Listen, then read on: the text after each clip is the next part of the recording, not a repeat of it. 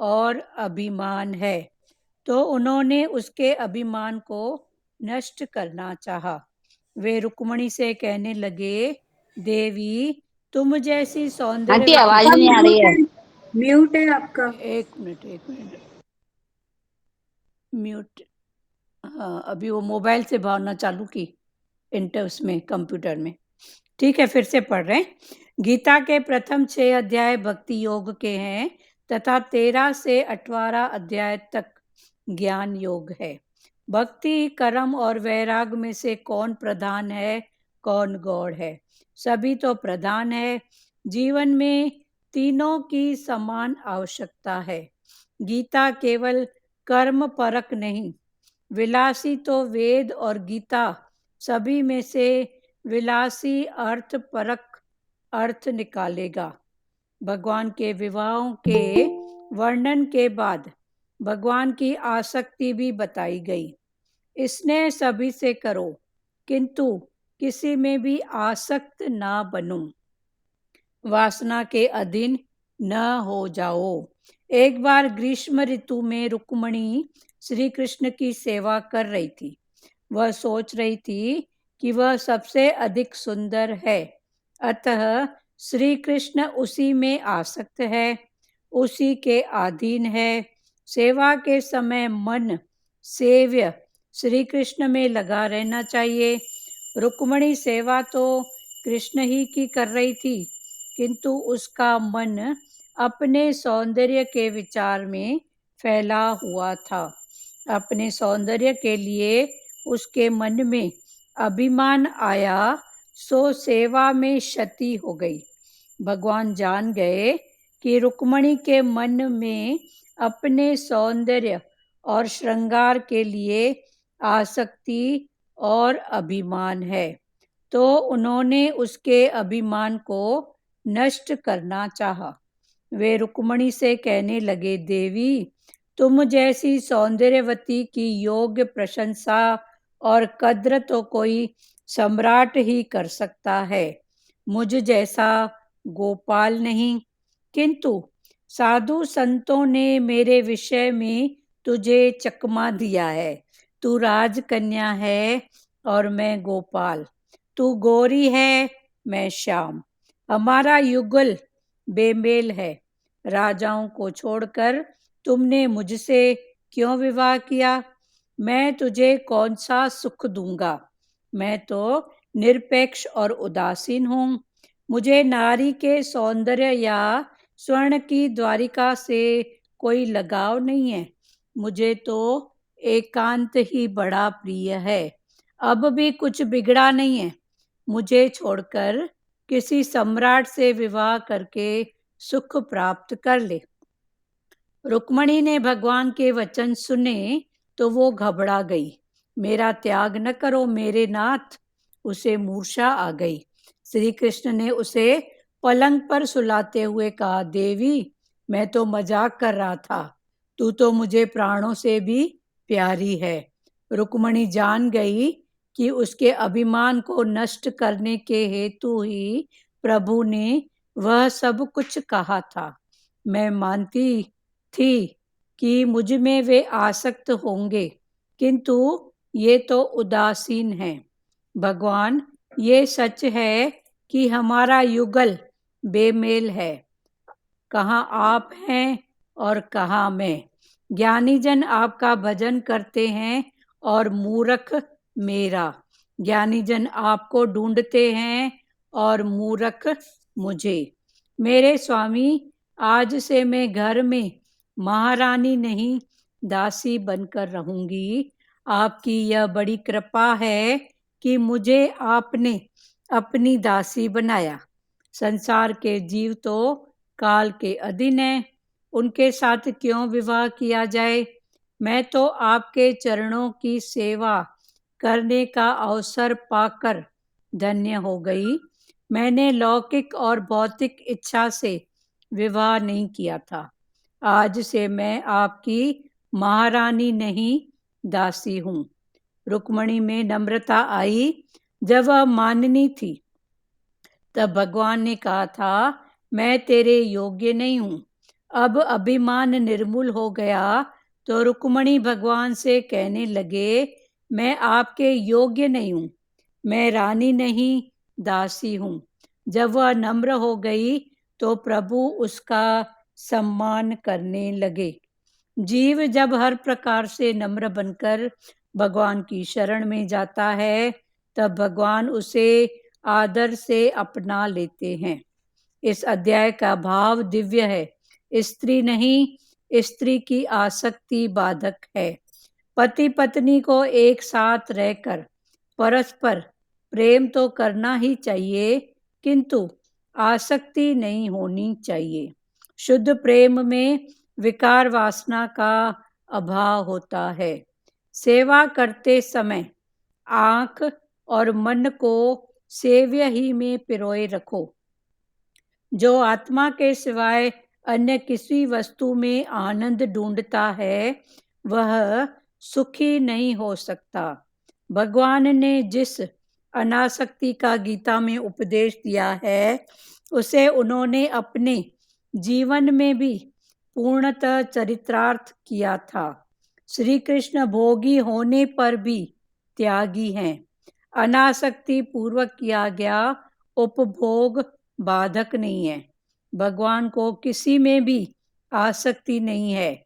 जब उनकी 16,108 रानियां थी और स्वर्ण द्वारिका भी थी, उस समय उनकी जो मन स्थिति थी वह मन स्थिति द्वारिका के नष्ट होने पर भी बनी रही। उस समय भी वे उद्धव से कहते हैं, उद्धव, यह जगत असत्य है, सत्य तो केवल ब्रह्म ही है, यही अनासक्ति योग है, केवल कृष्ण ही सत्य है।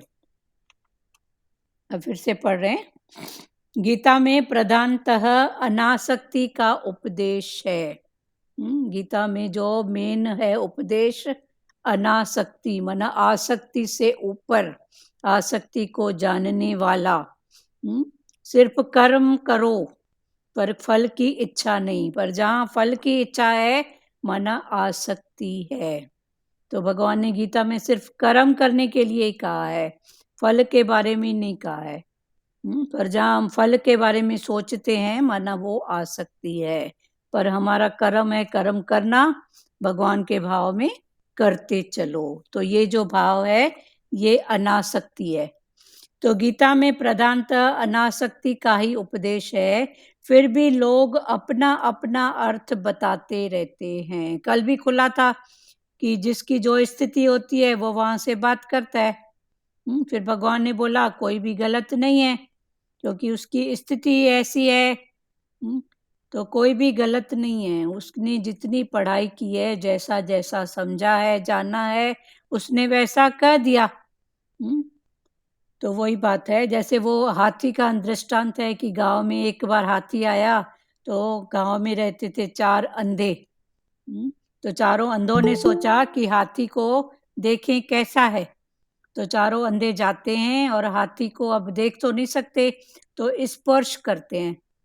तो जिसका जहाँ जहाँ स्पर्श हुआ, एक ने हाथी की पूंछ पकड़ी तो बोला अरे ये हाथी तो रस्सी के जैसा है।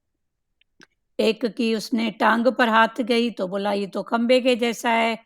एक की पीठ पर गई, बोले ये तो गद्दे के समान है। एक की कान पर गई तो वो बोला ये तो सूपे के समान है। पर एक्चुअल में हाथी एक विशाल है। तो ये जिसकी जितनी पढ़ाई, जिसने जितना जितना समझा उसने उतना उतना बता दिया। एक्चुअल में वो हाथी इतना विशाल है। वो भाव हमको पकड़ना है। ऐसे परमात्मा इतना विशाल है, सब उनकी बातें हर बात से ऊपर हैं। पर जो जहाँ से जितनी जिसकी पढ़ाई होती है वो उतनी बात करता है। फिर सतगुरु भगवान भी हमारी ये बातें सुनते हैं ध्यान से और फिर आगे का लेसन दे देते हैं कि हाँ अभी पढ़ाई यहाँ तक हुई है, अभी इस वचन को पकड़, अभी इस कर्म में लग। गीता में प्रधानतः अनासक्ति का उपदेश है, फिर भी लोग अपना अपना अर्थ बताते रहते हैं। कोई गीता को कर्म प्रधान बताता है, कि गीता में बस कर्म करने की प्रधानता है, तो कोई भक्ति प्रधान बताता है कि गीता में बस भगवान ने भक्ति की बात की है कि तू हर रूप में बस मुझको ही देख। तो कोई ज्ञान प्रधान। वैसे तो गीता में तीनों का प्राधान्य है, ऐसे तो गीता में तीनों का, गीता कर्म प्रधान भी है, भक्ति प्रधान भी है और ज्ञान प्रधान भी है, तीनों गीता में है। वैसे तो गीता में तीनों का प्राधान्य है। शंकराचार्य ने कहा है, स्वामी शंकराचार्य ने कहा है, चित्त शुद्धि के लिए कर्म आवश्यक है। तो गीता में जो गीता कर्म प्रधान है, तो कर्म प्रधान रहने से क्या होता है, कर्म को प्रधानता देने में, हर कर्म को भगवान का भाव देने में क्या होती है, चित्त शुद्धि। माना चित्त शुद्धि के लिए कर्म करना जरूरी है। शंकराचार्य ने कहा है कि चित्त शुद्धि के लिए कर्म आवश्यक है। चित्त की एकाग्रता के लिए, फिर कर्म तो किए पर मन चित्त इधर उधर दौड़ रहा है, तो उसकी एकाग्रता भी जरूरी है। तो भगवान ने बोला चित्त की एकाग्रता के लिए उपासना आवश्यक है। तो भक्ति पूर्वक कर्म से चित्त एकाग्र होगा। तो फिर दूसरा है, पहला कर्म प्रधान, दूसरा भक्ति प्रधान। तो गीता भक्ति प्रधान भी है, तो फिर भगवान ने बोला चित्त की एकाग्रता के लिए फिर भक्ति की जरूरत है। भक्ति उपासना मन को एकाग्र करती है। फिर भक्ति से क्या होता है, मन एकाग्र होता है। अभी कर्म भी हो गया और भक्ति भी हो गई। चित्त शुद्धि के लिए कर्म और भक्ति उपासना ये चित्त को एकाग्र करती है। ईश्वर में मन एकाग्र होगा तो फिर ज्ञान अवश्य मिलेगा। फिर तीसरा है, जो पहला कर्म, दूसरा भक्ति, तीसरा ज्ञान। तो ईश्वर में मन अगर एकाग्र होगा, तो ईश्वर में मन की एकाग्रता ही ज्ञान है, तो ज्ञान अवश्य मिलेगा। ज्ञान परमात्मा का अनुभव कराता है। फिर इस ज्ञान से क्या होएगा, परमात्मा का अनुभव, कि हर रूप में परमात्मा ही है। तो कर्म से चित्त शुद्धि, फिर चित्त को एकाग्र बनाने के लिए भक्ति, फिर भक्ति के बाद आता है ज्ञान, परमात्मा को अनुभव कराता है फिर ज्ञान का। तो गीता में तीनों बताए गए हैं, तीनों का होना जरूरी है। ज्ञान परमात्मा का अनुभव कराता है। गीता में कर्म, भक्ति और ज्ञान तीनों का समन्वय है। समन्वय माना बराबरी। जैसे हलवा बनाते हैं, तो अगर उसकी जो रेसिपी है, जितना तेल उतनी शक्कर उतना आटा, फिर प्रेम रूपी पानी जो पूरा सबको मिला के एक करता है। गीता में कर्म, भक्ति और ज्ञान तीनों का समन्वय है। गीता के प्रथम 6 अध्याय भक्ति योग के हैं। 18 अध्याय गीता के, तो 1 से लेके 6 तक भक्ति योग है और 6 से लेके 12 तक है कर्म योग है, फिर भक्ति योग है, फिर 13वें से 18वें तक है ज्ञान योग। भक्ति, कर्म और वैराग में से कौन प्रधान है, कौन गौड़? सभी तो प्रधान है। एक होता है प्रधान, एक होता है गौड़। गौड़ माना छुपा हुआ है, पर छुपा हुआ। तो भगवान ने बोला इसमें हम किसको प्रगट बोलें, किसको छुपे हुए बोलें? सभी प्रधान है और सभी छुपे हुए हैं। जैसे कर्म में कर्म मुख्य दिखता है, तो उसमें भक्ति छुपी हुई है, ज्ञान छुपा हुआ है। भक्ति में फिर कर्म छुपा हुआ है, ज्ञान छुपा हुआ है। फिर ज्ञान में कर्म और भक्ति दोनों हैं। तो एक प्रधान है, 2 छुपे हुए हैं। पर किसको बोलेंगे छुपा हुआ है? तो एक के पीछे दो छुपे हुए हैं, उसके पीछे वो छुपे हुए हैं, पर तीनों ही प्रधान हैं।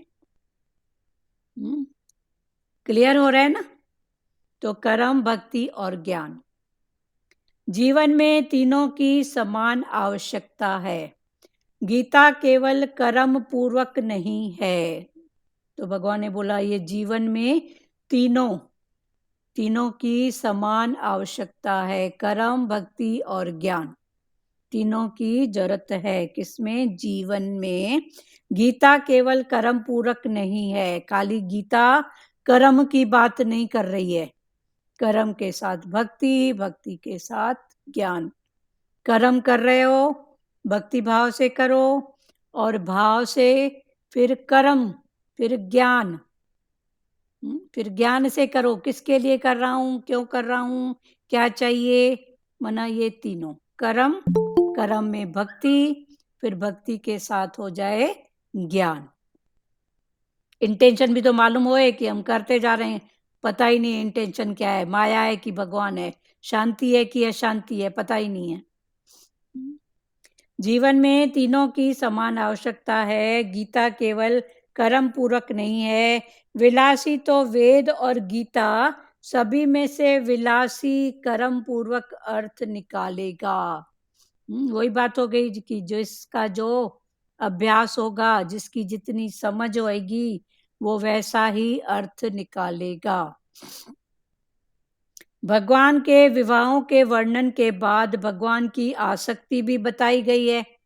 भगवान के विवाह हुए तो उसके बाद फिर विवाह के बाद भगवान की आसक्ति भी बताई गई है। तो आसक्ति क्या है भगवान की? कि स्नेह सभी से करो, प्यार सभी से करो, किंतु किसी में भी आसक्त न बनो। आसक्त, मोह वाला भाव, अटैचमेंट वाला भाव। आसक्ति दुख का कारण है ना। दुख का कारण क्या है? आसक्ति।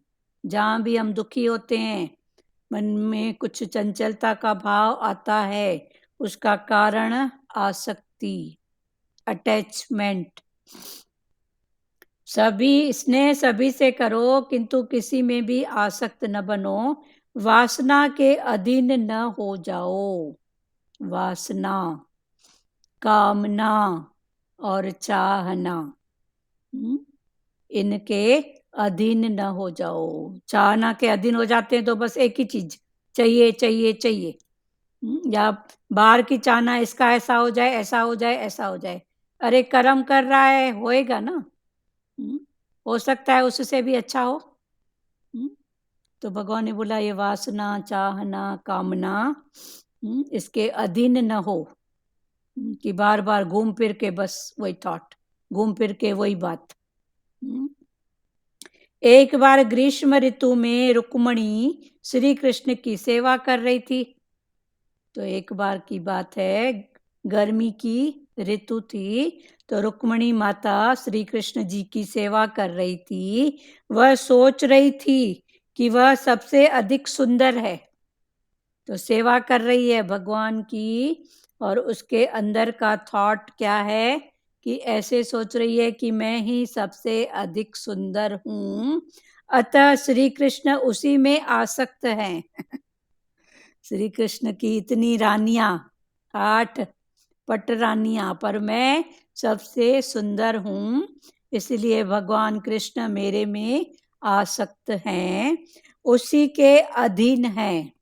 मैं जैसा बोलती हूँ वैसा भगवान करते हैं, उसी के अधीन है। सेवा के समय मन सेव्य श्री कृष्ण में लगा रहना चाहिए। तो भगवान अब समझा रहे हैं कि जब भी सेवा करो तो सेवा के समय मन सेवा में, जिसके लिए कर रहे हैं उसमें लगा रहना चाहिए। तो हमारा इंटेंशन क्या है, क्या पाना है? तो सेवा के समय मन सेव्य श्री कृष्ण में लगा रहना चाहिए, गुरु में, कृष्ण में, जिसका जो भी देवता देवी, जिसकी जिसमें श्रद्धा है उसमें लगा रहना चाहिए। रुक्मणी सेवा तो कृष्ण की कर रही थी, किंतु उसका मन अपने सौंदर्य के विचार में फैला हुआ था। सेवा तो कर रही है कृष्ण की, लेकिन उसके मन में जो थॉट चल रहा था वो अपना चल रहा था कि मैं इतनी सुंदर हूं, तभी तो भगवान मेरे अधीन हैं। अपने सौंदर्य के लिए उसके मन में अभिमान आया, सो सेवा में क्षति हो गई। तो अपने सौंदर्य के प्रति जब रुक्मणी में अभिमान आया तो उसकी सेवा में क्षति हो गई, नुकसान। क्षति का मतलब होता है नुकसान। उस भाव से हट जाना, जो हमको पाना है। तो क्षति हो गई। भगवान जान गए, अब भगवान तो अंतर्यामी है तो भगवान जान गए कि रुक्मणी के मन में अपने सौंदर्य और श्रृंगार के लिए आसक्ति और अभिमान है। अभी भगवान जान गए, क्या जान गए कि रुक्मणी के मन में सेवा तो कर रही है मेरी, पर उसके मन में अपना सौंदर्य है।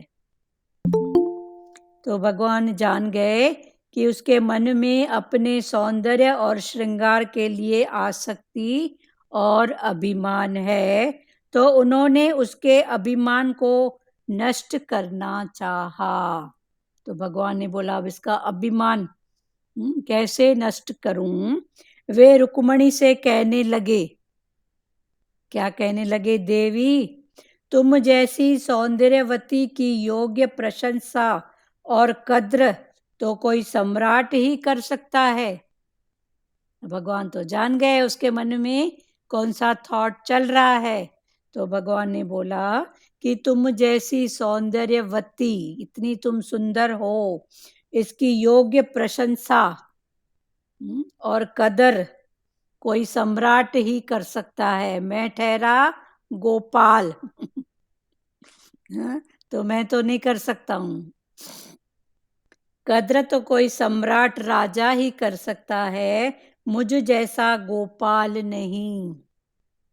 किंतु साधु संतों ने मेरे विषय में तुझे चकमा दिया है। किंतु साधु संतों ने मेरे विषय में तुझे चकमा दिया है। चकमा दिया है, ये कब की बात है कि रुक्मणी ने कई शास्त्र और साधु संतों के सत्संग सुने थे, जिसमें उसने भगवान की कीर्ति का भाव, भक्ति का जो भी भाव था सुना था। तो रुक्मणी ने दृढ़ निश्चय किया था कि विवाह करूंगी तो कृष्ण से ही करूंगी। तो भगवान उस भाव को अभी रुक्मणी को कह रहे हैं। तुम जैसी सौंदर्यवती की योग प्रशंसा तो कद्र कोई सम्राट ही कर सकता है, मुझ जैसा गोपाल नहीं। किन्हीं साधु संतों ने मेरे विषय में तुझे चकमा दिया है। तू राजकन्या है और मैं गोपाल।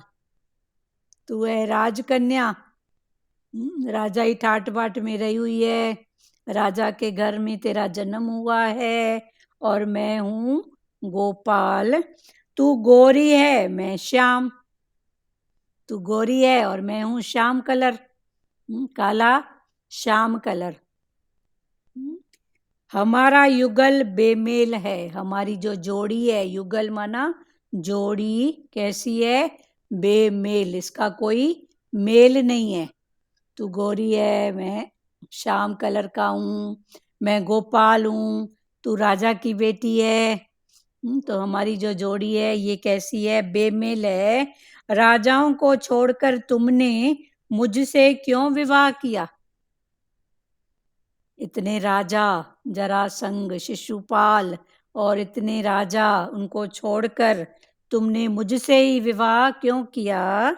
मैं तुझे कौन सा सुख दूंगा? मैं ठहरा गोपाल, तो मैं तुझको कौन सा सुख दूंगा? मैं तो निरपेक्ष और उदासीन हूं। निरपेक्ष, तू भी मेरे से कोई अपेक्षा नहीं करना।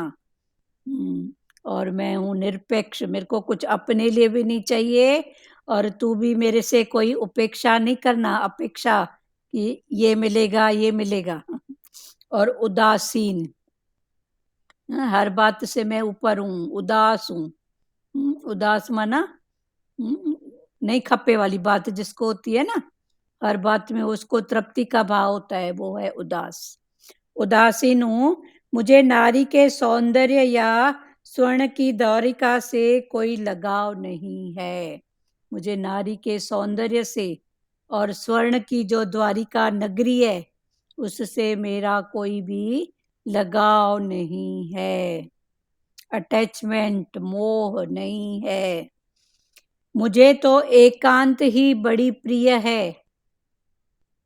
एकांत, एकांत माना एक कमरे में अकेला बैठा एकांत नहीं, पर मन में एक न दो, एक का भी अंत हो चुका है, वो है एकांत। एक न दो, फलाना ऐसा, टीरा ऐसा, कितने रूप में मन की बात है। तो उस एक का भी अंत मना है ही, वो है ही शक्ति, है ही पावर, है ही कृष्ण। ऐसा भाव, जिसने ऐसा भाव पक्का किया है, वो है एकांत। मुझे नारी के सौंदर्य या स्वर्ण की द्वारिका में से कोई लगाव नहीं है। मुझे तो एकांत ही बड़ा प्रिय है। अब भी कुछ बिगड़ा नहीं है। भगवान ने रुक्मणी जी को कहा कि अभी भी कुछ बिगड़ा नहीं है। मुझे छोड़कर किसी सम्राट से विवाह करके सुख प्राप्त कर ले। मुझे छोड़कर किसी सम्राट राजा से विवाह कर और सुख प्राप्त कर ले। अभी भगवान अंतर्यामी है, रुक्मणी सेवा तो कर रही है भगवान की, और उसके मन में जो थॉट चला कि मैं इतनी सुंदर हूं, तभी भगवान मुझ पर आसक्त हैं। तो भगवान उसके अंदर की बात जान गए।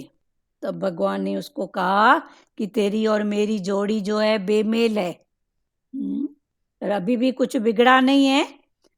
मुझे छोड़कर किसी सम्राट से विवाह करके सुख प्राप्त कर ले। रुक्मणी ने भगवान के ये वचन सुने तो वो घबरा गई। मेरा त्याग न करो मेरे नाथ, उसे मूर्छा आ गई।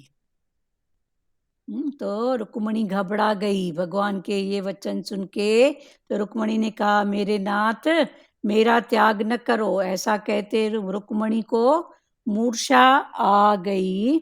श्री कृष्ण ने उसे पलंग पर सुलाते हुए कहा।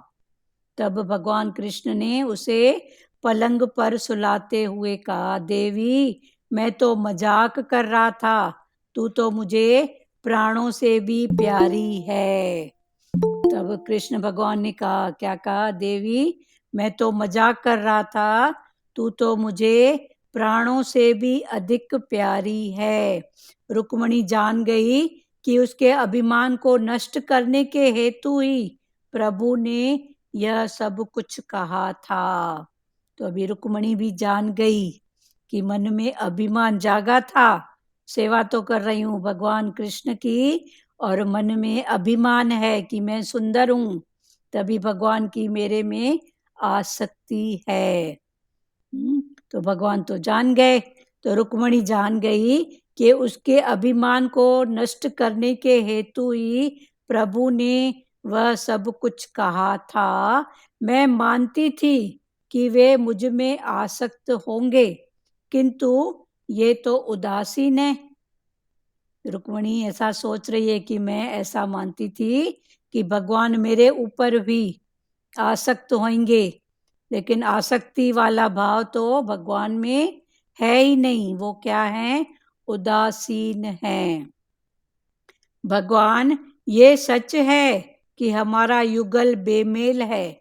तो रुक्मणी ने कृष्ण को कहा कि ये बात 100% सच है कि जो हमारी जोड़ी है वो बेमेल है, उसका कोई मेल नहीं है।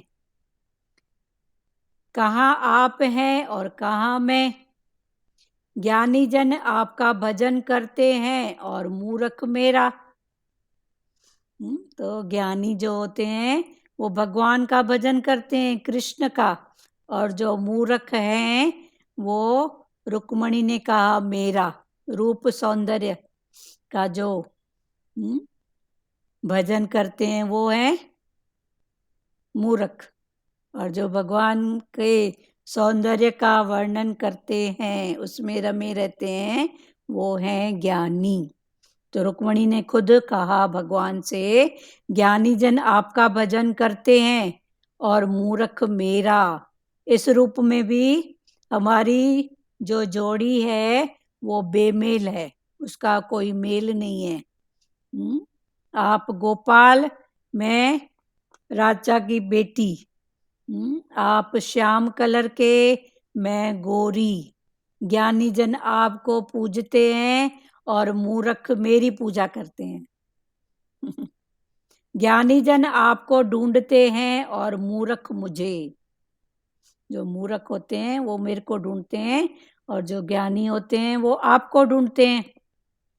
मेरे स्वामी, आज से मैं घर की महारानी नहीं, दासी बनकर रहूंगी। आपकी यह बड़ी कृपा है कि मुझे आपने अपनी दासी बनाया। तब रुक्मणी भगवान की महिमा कर रही है कि ये आपकी बड़ी कृपा है कि आपने मुझको अपनाया। संसार के जीव तो काल के अधीन है, उनके साथ क्यों विवाह किया जाए। अभी आपने कहा कि दूसरे राजा महाराजा हैं, उनके साथ अभी भी कोई समय नहीं गया है, कोई सम्राट से विवाह कर ले, भगवान ने बोला। तो रुक्मणी कह रही है कि संसार के जीव तो काल के अधीन हैं। काल माना समय, काल माना शरीर का आखिरी पल। तो संसार के जीव तो काल के अधीन हैं, उनके साथ क्यों विवाह किया जाए। मैं तो आपके चरणों की सेवा करने का अवसर पाकर धन्य हो गई हूँ। मैंने तो आपके चरणों की सेवा को पाकर मैं धन्य हो गई हूँ। तो भगवान के चरण माना भगवान के वचन ज्ञान में और कर्म भक्ति में चरणों की सेवा। मैंने लौकिक और भौतिक इच्छा से विवाह नहीं किया है। तब रुक्मणी ने कहा कि मैंने लौकिक माना लोक की दृष्टि से विवाह नहीं किया है, और भौतिक इच्छा माना भौतिक पदार्थों की मुझको कोई कामना नहीं है। तो मैंने लौकिक और भौतिक इच्छा से विवाह नहीं किया है। आज से मैं आपकी महारानी नहीं, दासी हूँ। आज से मैं आपकी महारानी नहीं हूँ, पर मैं आपकी दासी हूँ। रुक्मणी में नम्रता आई। ऐसा कहते कहते रुक्मणी जो अभी सोच रही थी कि मेरे पर भगवान क्यों आसक्त है, चूंकि मैं सुंदर हूं, चूंकि मैं राजा की बेटी हूं, पर रुक्मणी में अभी नम्रता का भाव आया। जब वह माननी थी तब भगवान ने कहा, मैं तेरे योग्य नहीं हूं। अब अभिमान निर्मूल हो गया तो रुक्मणी भगवान से कहने लगी, मैं आपके योग्य नहीं हूं।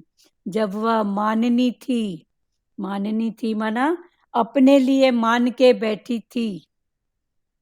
माननी थी माना मान के बैठी थी, समथिंग मैं कुछ हूं। तो कितने रूप में हम भी मान के बैठे हैं, मैं बड़ी, मैं छोटी, मैं इस घर की, मैं कितने रूप में मान के बैठे हैं। तो रुक्मणी जब माननी थी तब भगवान ने कहा, मैं तेरे योग्य नहीं हूँ। तो मानना, फिर भगवान ने बोला मानो नहीं जानो, जानो नहीं पहचानो। तो रुक्मणी जब माननी थी तब भगवान ने कहा, मैं तेरे योग्य नहीं हूँ। जब अपनी मैं चलेगी कि मैं कुछ हूँ, तो भगवान बोलते हैं ठीक है अपनी चला। अब अभिमान निर्मूल हो गया, अभिमाननी से जो मैं समथिंग कुछ हूँ, वो अभिमान निर्मूल हो गया। तो रुक्मिणी भगवान से कहने लगी, मैं आपके योग्य नहीं हूँ। अभी तक क्या सोच रही थी कि मैं ऐसी हूँ, और अभी भगवान को कह रही है कि भगवान मैं आपके योग्य नहीं हूँ, मैं रानी नहीं दासी हूँ। जब वह नम्र हो गई तो प्रभु उसका सम्मान करने लगे। जब रुक्मिणी नम्रता के भाव में आई, माननी से उठ के निर्मूल हो गई, तो प्रभु ने उसका सम्मान किया। तो प्रभु उसका सम्मान करने लगे। जीव जब हर प्रकार से नम्र बनकर भगवान की शरण में जाता है, तब भगवान उसे आदर से अपना लेते हैं। जीव जब हर प्रकार से, हर प्रकार मना तन से, मन से, धन से, हर भाव से नम्र बनता है और भगवान की शरण में जाता है, तब भगवान उसे आदर से अपना लेते हैं, आदर सहित। तो जीव जब हर प्रकार से, निम्रता में ही अमरता है। हाँ नम्रता, ही अमरता है ना। हाँ नम्रता में ही जब अमरता। ये अभिमान छोड़ा तभी तो उसको लगा ना कि भाई अभी मैं भगवान के योग्य नहीं हूँ, भगवान मेरे योग्य है। हाँ, तब भगवान ने उसको अपने योग्य जब बनाया। उसने अभिमान छोड़ा अपना, हाँ तब उसको लगा ना कि भाई मैं उसके भगवान के सामने कुछ भी नहीं हूँ। हाँ तो अपने ऊपर सुंदरता पे था ना गर्व उसको, हाँ तो मैं राजा की बेटी हूँ, मैं सुंदर हूँ। हाँ हाँ, भगवान तो जान उसका गए उस बात को। तो जी अभिमान टूट गया ना उसका। हाँ निम्रता किया तभी तो भगवान ने उसको अपना योग्य बनाया ना। हाँ, जीव जब हर प्रकार से नम्र बनकर भगवान की शरण में जाता है, तब भगवान उसे आदर से अपना लेते हैं। इस अध्याय का भाव दिव्य है। ये जो अध्याय है, इसका जो भाव है वो बहुत ऊंचा है, दिव्य है। स्त्री नहीं, स्त्री की आसक्ति बाधक है। कोई स्त्री और पुरुष ये बाधक नहीं है, पर उसकी जो आसक्ति होती है ना, उसमें अटैचमेंट, अटक, मोह, ये बाधक है। स्त्री नहीं, स्त्री की आसक्ति बाधक है। पति पत्नी को एक साथ रहकर परस्पर प्रेम तो करना ही चाहिए, किंतु आसक्ति नहीं होनी चाहिए। पति और पत्नी को एक दूसरे से परस्पर प्रेम तो करना ही चाहिए, पर आसक्ति वाला नहीं, अटैचमेंट, अटक, अटक वाला प्रेम नहीं। ये अटक किसकी है? मन की। कैसे होएगा, क्या होएगा, कैसे रहूंगी, तो ये अटक ही हमको दुखी करती है।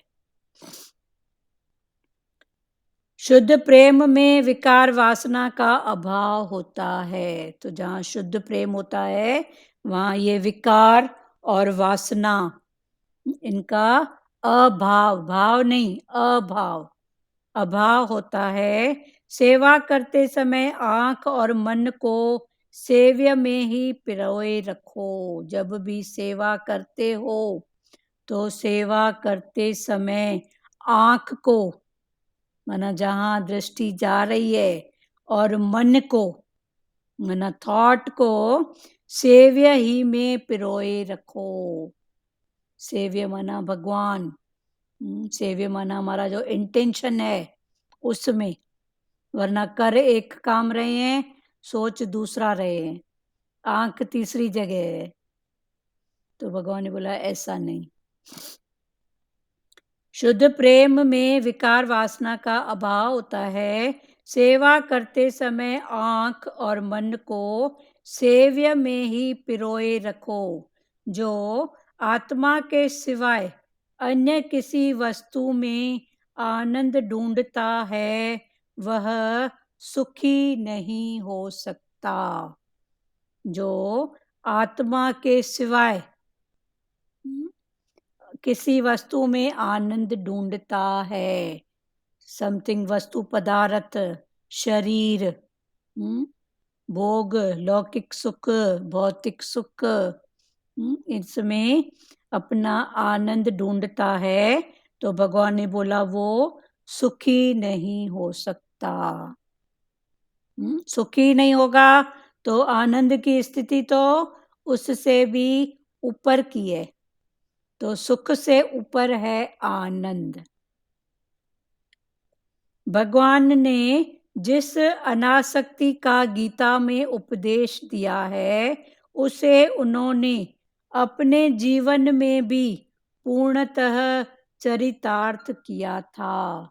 भगवान ने जिस अनासक्ति का, गीता में भगवान ने अनासक्ति का उपदेश दिया है, बस तू कर्म कर, कर्म करना तेरा जो भी है कर्तव्य है, फर्ज है, जो भी बोलो, सब कर्म पर तेरी दृष्टि रहे। फिर कर्म के साथ भगवान ने तीनों बात बताई, कर्म, भक्ति, ज्ञान। तो ये कर्म में तीनों बातें हों, तो भगवान ने जिस अनासक्ति का गीता में उपदेश दिया है उसे उन्होंने अपने जीवन में पूर्णतः चरितार्थ किया है। सिर्फ कहने की बात नहीं है, कहनी के बाद रहनी और रहनी के बाद सहनी, पूरा चरित्र में उतारा है, कहनी, रहनी और सहनी। तो ज्ञान की भी ये तीन स्थितियां हैं। गुरु के वचनों को पहले कहो, कहने के बाद अप्लाई करो, रहनी में लाओ, अनुभव में लाओ, उसके बाद सहनी हो जाए तो कोई बात नहीं, सहो, पर भगवान के वचन में, गुरु के वचन में अटल रहो। तो देखो भगवान कैसे साथ देता है। भगवान ने जिस अनासक्ति का गीता में उपदेश दिया है उसे उन्होंने अपने जीवन में पूर्णतः चरितार्थ किया था, चरित्र में लाया था अपने जीवन के। श्री कृष्ण भोगी होने पर भी त्यागी हैं। श्री कृष्ण दिखने में तो भोग की बात दिख रही है, बाहर मुक्ता में, पर अंदर से वो क्या है, त्यागी हैं। अनासक्ति पूर्वक किया गया उपभोग बाधक नहीं है। अनासक्ति पूर्वक किया गया उपभोग, उपभोग कर रहे हैं पर आसक्ति नहीं है, तो ऐसा उपभोग बाधक नहीं होता है। ठीक है, जैसे राजा जनक, राजाई कुर्सी पर रहते हुए भी, राजाई पद पर रहते हुए भी, सब कुछ करते हुए भी कौन थे, विदेह, माना देह से ऊपर, माना आसक्ति नहीं थी, अटैचमेंट नहीं था, ये सब भाव। अनासक्ति पूर्वक किया गया उपभोग बाधक नहीं है।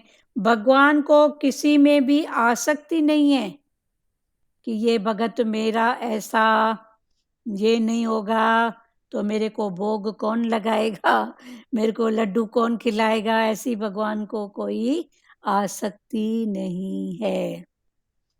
ऐसे भी इसका नाम क्या है, आसक्ति।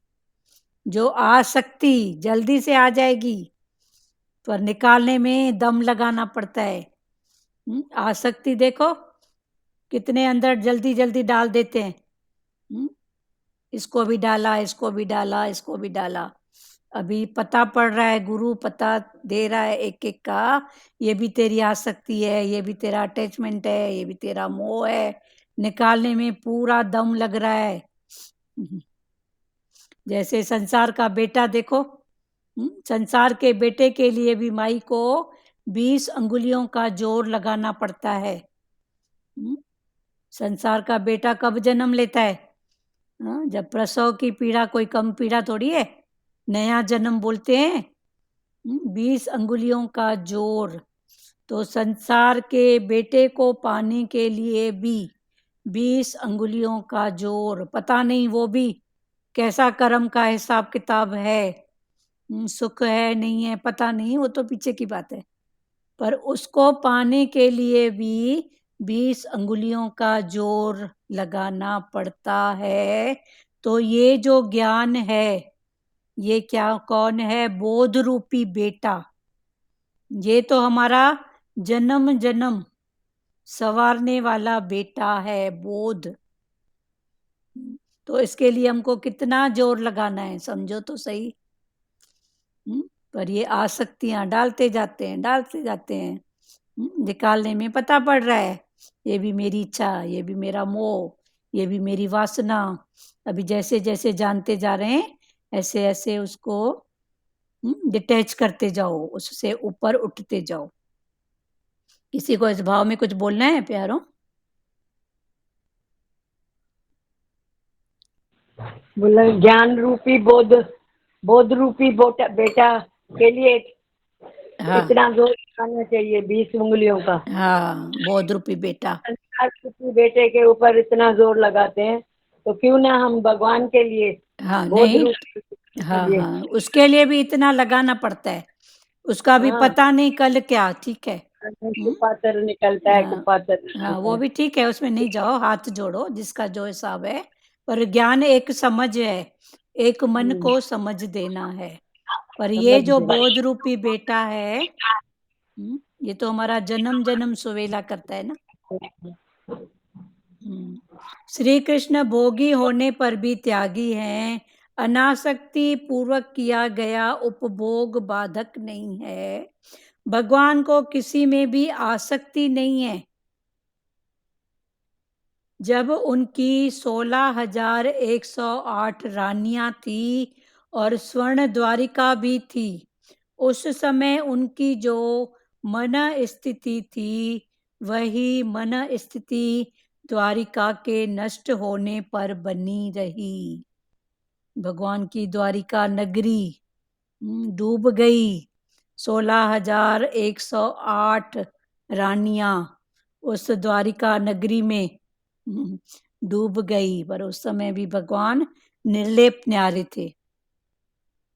उस समय भी वे उद्धव से कहते हैं, उद्धव ये जगत असत्य है, सत्य तो केवल ब्रह्म है, यही अनासक्ति योग है। केवल कृष्ण ही सत्य है। केवल कृष्ण, भगवान, शक्ति, पावर, वो ही सत्य है। ठीक है, क्लियर हो रहा है ना? किसी को बात करना है तो करो आगे, फिर टॉपिक चेंज हो रहा है। 16,108 रानियां कल खुला था ना, कि वेद की ऋचाएं जिसको उस राजा ने बंद करके रखा था, तो बंद करने का मतलब वो उसका गलत यूज करता था। तब वो सब ऋचाएं वेदों की वो भगवान के पास आई कि हमारा गलत यूज हो रहा है। तो उस रूप में भगवान की 16,108 रानियां, कल ये बहुत अच्छे से क्लियर हुआ था। दीदी ये बताते हैं ना, हाँ भाई, हाँ। बताते हैं ना कि सीता माता थी ना, हम्म। तो उसकी बहुत सी सहेलियां थी। जब राम आया, सुंदर था राम, तो बोलती है अरे कितना सुंदर इसको पति मिला है, काश हमको भी ऐसा सुंदर पति मिल जाए। हाँ तो उनका संकल्प अगले जन्म में पूरा हुआ। हाँ वो सब गोपियां बनी और कृष्ण के साथ उसका संजोग हुआ। हाँ देखो जन्म जन्म की ये कर्मों की कहानियां दीदी, तभी बोलते हैं ना भगवान हमारे, संकल्प करना धर्म नहीं है तेरा। तो किसी भी दृश्य को देख के तेरे मन में संकल्प आ जाता है ना। चलो बहुत वो अच्छा। उसको बोला गया है संग दोष।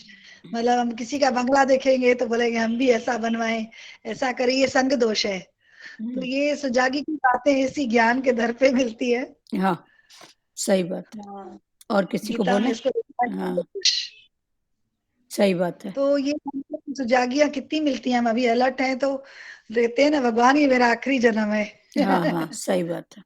भगवान तेरे साथ ही मेरे पास जुड़ा रहे साथ।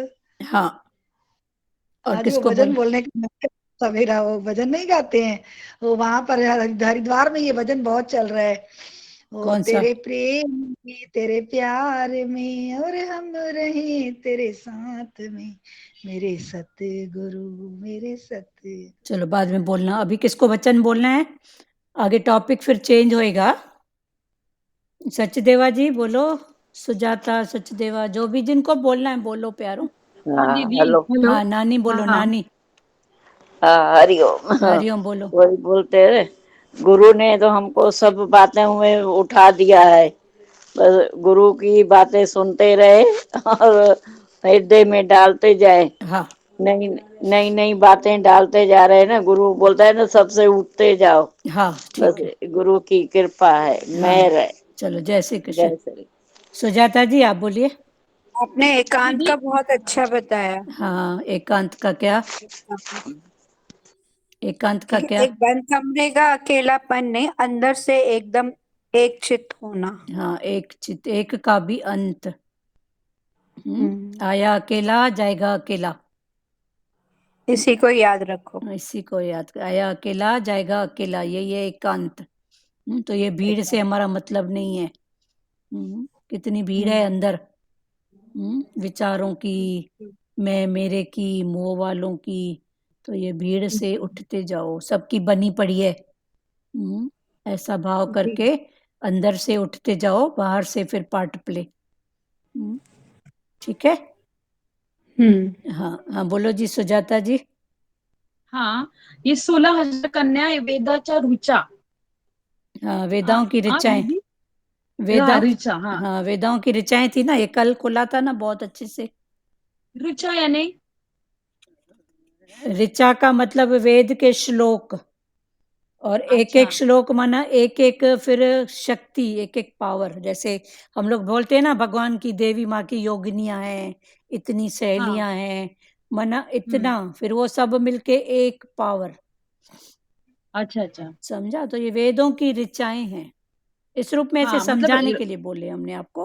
हाँ हाँ समझ गया। हाँ हाँ मतलब वही समझ में नहीं आता है, हाँ ऋचा यानी श्लोक। हाँ हाँ, अच्छा ऋचा ऐसा। माना श्लोक, मतलब ऋचा। इधर तो वैसा ही अर्थ में ले लिया है ना। हाँ, ऋचा माना श्लोक, इतने श्लोक थे। श्लोक। तो वो जो राजा हाँ था वो उसका गलत यूज करता था।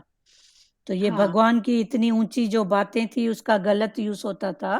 तो वो भगवान हम्म की ये है ना, गृहस्थ हम्म ये वेद की ऋचाएं हम्म, कन्या बनकर प्रभु की सेवा करने लगी, ये है ना। अच्छा। तो ये कल था ना कर्म कांड, उसमें 80,000 श्लोक हाँ जो ब्रह्मचारी के लिए, उपासना कांड हम्म 16,000। 16,000, और ज्ञान कांड में 4,000। हम्म, तो यही है वेद के, ये श्लोक हैं। और उनका श्लोक गलत है यूज होता था, तो वो भगवान की हाँ शरण में आई। तो भगवान अच्छा। की शरण में आई, माना भगवान को उन्होंने हाँ अपना पति ओके हाँ बनाया, कि हमारे हाँ अभी तुम अच्छा। ही हमारे पालन करता हो, हमको बचाने वाले हो। तो ओके। उस रूप में वो भगवान की रानियां हैं। पर अच्छा अच्छा भगवान की ओके। उसमें आसक्ति थोड़ी थी। हाँ नहीं ना, हाँ, बिल्कुल नहीं। अनासक्ति। हुआ क्लियर? आना। हाँ हाँ क्लियर हुआ, बहुत अच्छा क्लियर हुआ दीदी। हाँ, और किसको बोलना है प्यारो? दीदी रैनी कहनी और सहनी, हाँ ये तीनों बातें होनी चाहिए, सहनी भी होनी चाहिए। हाँ, सहन करना। सहन करो, रहनी तो करते हैं पर सहनी नहीं होती है। होएगी हाँ, होएगी। वो ही घड़ी घड़ी लगता है, सहनता सहनशीलता होए ना। हाँ, हाँ सहनशीलता भी होए, चलो करनी भी करते हैं। हाँ, पालन भी करते हैं वचनों को गुरु के, हाँ, पर सहनी जो है ना वो अभी तक नहीं हो रही है। अभी नहीं हो रही है, एक पता पड़ रहा है, मना हो रही है। थोड़ा और कृपा होए। हाँ, थोड़ा और दम लगाओ।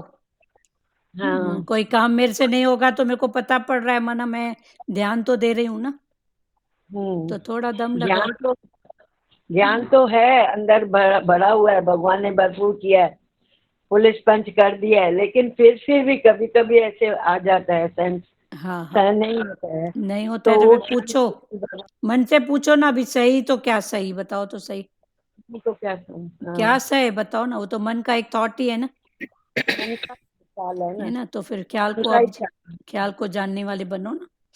कि मैं सहती हूँ, मैंने सहा, तो क्या सहा, क्या सहती हूँ, तो समय की बात है। ठीक है, यस मैन बन गई, हो गई बात। सहना फिर मतलब हाँ, मैं निकल आती है ना, मैं मेरी तभी निकल आती है ना, वही मैं तो बात है ना। सहती हूँ।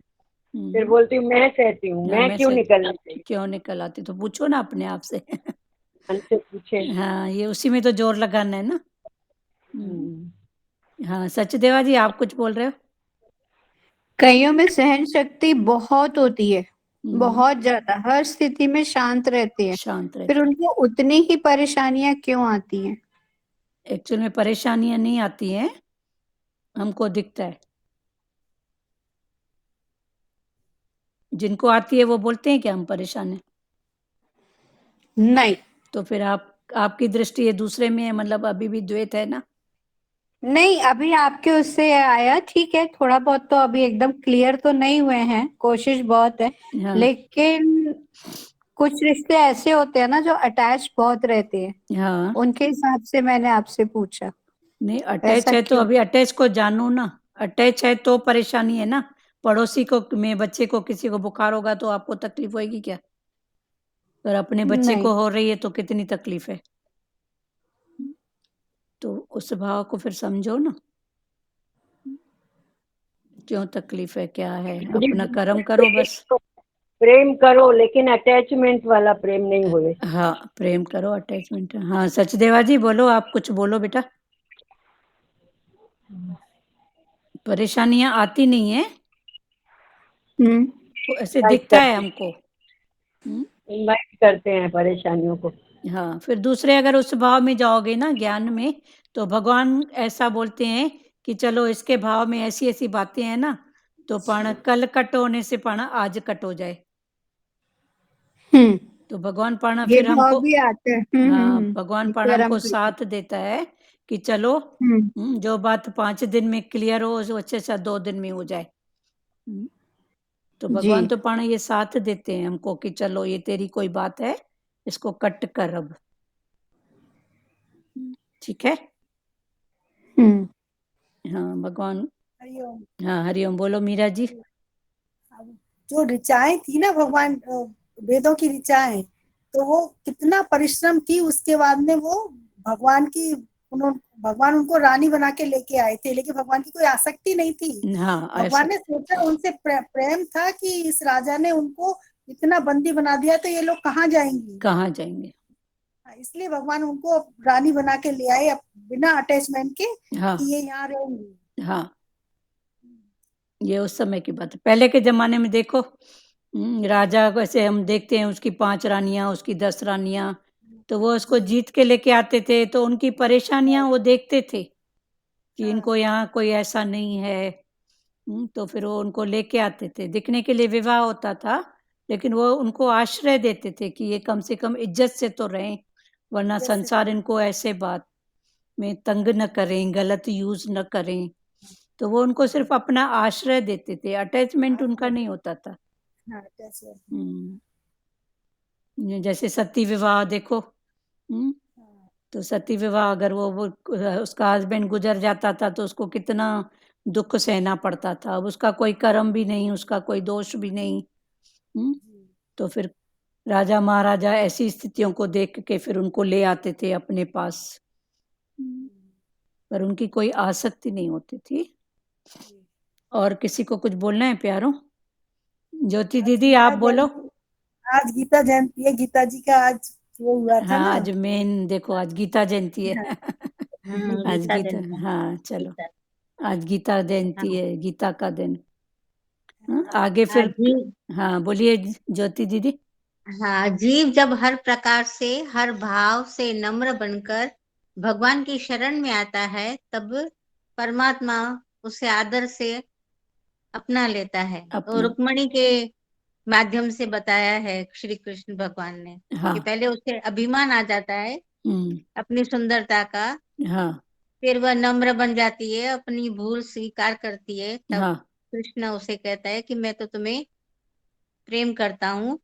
हाँ, तो उस पर वह अच्छा दिया है। हाँ, बहुत तो अच्छा जीव है। जब हर भाव से नम्र बनकर हाँ, भगवान की शरण में आता है तो परमात्मा उसे आदर से क्या कर लेता है, अपना लेता अपना है। लेते हैं, सही बात है, हाँ, बहुत अच्छा। हमारी भूल भी हम माफ कर देता है ना। हाँ, हाँ, सही बात है, भगवान हमारी भूल भी माफ कर देते हैं। माफ कर देता है।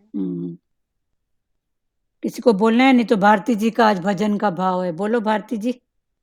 हाँ, बोलो। लग रहा है भजन बोलूं बहुत अच्छा, क्योंकि जो भगवान को पसंद है ना वो हमको भगवाने मजा आता है। चलो, बहुत अच्छी बात है, बोलो। में तेरे प्यार में मेरा मन रहे तेरे साथ में, मेरे सतगुरु, मेरे सतगुरु, मेरे सतगुरु, मेरे सतगुरु। तेरा नाम है मेरी जिंदगी, तेरा नाम है मेरी जिंदगी, तेरा नाम है मेरी बंदगी, तेरा नाम है मेरी बंदगी।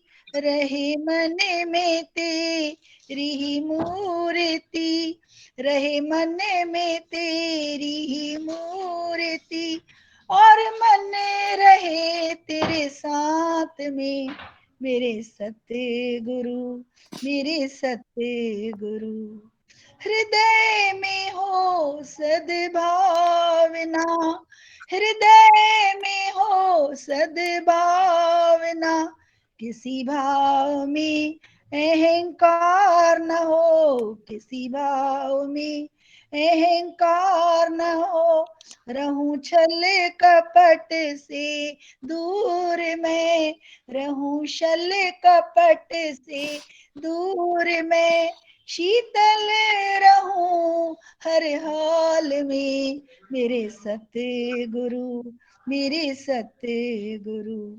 सारे विश्व में तेरी कीर्ति, आनंद दे तेरी स्तुति, सारे विश्व में तेरी कीर्ति, आनंद दे तेरी स्तुति। इस जन्म में सिर को झुका दिया, इस जन्म में सिर को झुका दिया, रहे फिर जन्म की आशना, रहे फिर जन्म की आशना। तेरे प्रेम में, तेरे प्यार में मेरा मन रहे तेरे साथ में, मेरे सतगुरु, मेरे सतगुरु। हर आत्मा तेरा रूप है, हर आत्मा तेरा रूप है, परमात्मा का स्वरूप है, परमात्मा का स्वरूप है। मैंने तेरा दर्शन कर लिया, रही और कोई आशना, मेरे सतगुरु, मेरे सतगुरु। मेरा मन रहे निष्काम में, तेरी राह में, तेरे ज्ञान में, मेरा मन रहे निष्काम में, हर राह में, हर ज्ञान में। तेरा नाम हो मेरे नाम से, हर काम हो तेरे नाम से, मेरे सतगुरु, मेरे सतगुरु, मेरे सतगुरु, मेरे सतगुरु। हाँ, तेरे प्रेम में, तेरे प्यार में मेरा मन रहे तेरे साथ में, मेरे सतगुरु, मेरे सतगुरु। हरिओम दीदी। हरिओम, हरिओम, बहुत अच्छा। हरिद्वार पहुंचाए होते हैं प्यारी। हरिद्वार में सतगुरु भगवान के पास ये चला था। कल से किसी योगी ने बताया, भगवान इतना आंखें बंद करके सुन भी रहे थे, गा भी रहे थे। तो ऐसे लगता है जो भगवान भजन गाते हैं वो हम जल्दी, मैं उसको याद कर रही थी दीदी, ये देखो पेज में लिखा है, फिर भी सोच रही थी पन्ना सामने रखूं कहीं, क्यों चलो, बहुत भगवान अच्छा। बोलते हैं अहंकार ले लेता है मन, कि मैंने तो बिना गा लिया। चलो, लेकिन कभी कभी तो गाते गाते हो जाती है ना कोई लाइन, हाँ, इसलिए भगवान अपने अहंकार को कभी से देखो, यही इसमें है, चलो बहुत अच्छा। हाँ, अहंकार किसी भाव में न हो, न मेरे हो, भाव में कोई अहंकार की लहर न है, काश। सही बात। चलो बहुत अच्छा है ना, ये भगवान के वचन झट से उठा लेते हैं। ऐसी आशीष करो, साथ संगत की सभा में राज खुदा का होता है। ऐसी आशीष करो, भगवान से जुड़े रहें और भगवान के ही दर्शन करें, जरा भगवान में रमे रहें। चलो बहुत अच्छी और बात। किसी को निमित्त मात्र भगवान कहते हैं ना 2%, तो बस वो 2% के जैसे चलता रहे, चलो ठीक है। यही भावना है हमारी। हाँ, और किसी को बोलना है श्री कृष्ण गोविंद करें? कल फिर टॉपिक चेंज हो जाएगा, तो फिर कल से चेंज कथा है। परीक्षित, उषा और अनिरुद्ध की कहानी कल से चालू होगी। श्री कृष्ण गोविंद हरे मुरारी, हे नाथ नारायण वासुदेवा। श्री कृष्ण गोविंद हरे मुरारी, हे नाथ नारायण वासुदेवा। मात पिता गुरु सखा हमारे, हे लक्ष्मी नारायण वासुदेवा। मात पिता गुरु सखा हमारे, हे लक्ष्मी नारायण वासुदेवा। हरे राम राम राम हरे हरे, हरे कृष्णा कृष्णा कृष्णा हरे हरे, हरे राम राम राम हरे हरे, हरे कृष्णा कृष्णा कृष्णा हरे हरे। हरि ओ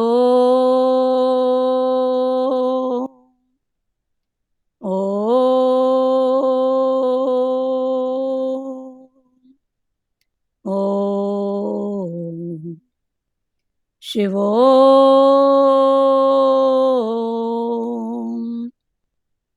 हरिओम। सबको हरिओम। हरिओम आंटी। हरिओम बेटा, हरिओम। हरिओम। सबको हरिओम, सबको हरिओम दीदी। हरिओम हरिओम।